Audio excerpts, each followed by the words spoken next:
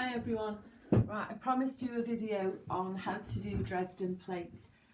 This video is aimed really at the people who do my weekly classes and who are looking to be making some border quilts for future shows, Haydock hopefully in October. So, but anyone can join in, so great. Now, this is number one video and I'm going to do them in short blocks because I did try to do a long one yesterday and I couldn't upload it, so forgive me for that. So in this first one, I'm just going to look at the various templates that you can use for Dresden plates to get the actual shape. Now, there's no rules to how many actual segments there are within a Dresden plate, and you might, if you look on places like Pinterest, you might see some that are 20 pieces right down to maybe just 8 or 6 pieces. So some of you might have a plastic template like this. This one actually came free with the magazine. I've had it for a few years, and this gives 12 wedges. So it's the angle across here that determines how many wedges you can put in. So if you're using this, there's no variance, that's what it makes. Now, you might also have things like this. So these are, that's a template for an 8 segments, and the seam allowance is already included in both of these. So there's nothing to add on. And this one is a 10 piece. So you can see the difference in the width.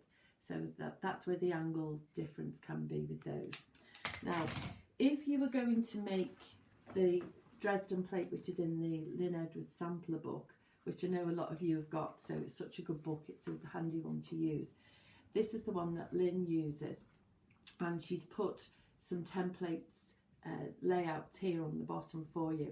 But the method I'm going to show you is use this part for the angle, but instead of cutting a point, I want you to make it square at the top. So it would sit on top like that. So you've got the right angle, but instead of making the point, extend those lines out. Now with these templates, you do need to add 1/4 inch as well. So if you trace that onto freezer paper, you need to add 1/4 inch beyond that. Now, some of you have got the Karen Hellaby Sew a Row book. Now, the template that Karen uses in here, you can see it's square at this end, got our curve here in the midway line. When it's laid onto the fabric, you add 1/4 inch beyond. So it's important just to make sure you get that right.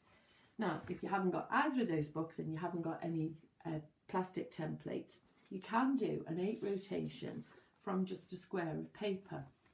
Now, what I did with this is I folded it, I'll take that little bit off, fold it into 8 segments, open it back out,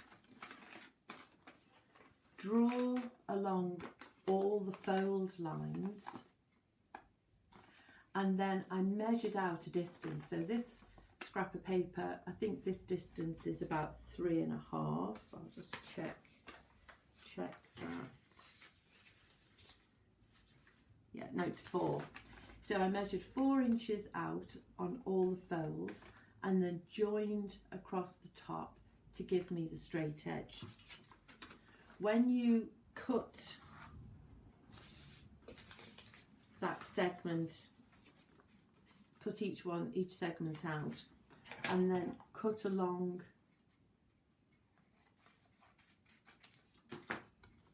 and that's your template. Now with this, obviously if it all goes back together, there's no seam allowance. So if that's going to become your template, you must add 1/4 inch all the way around, because this is your stitch line. Okay, hope that makes sense. So if you prepare those, and I'll do the next stage in video 2. Okay, keep safe.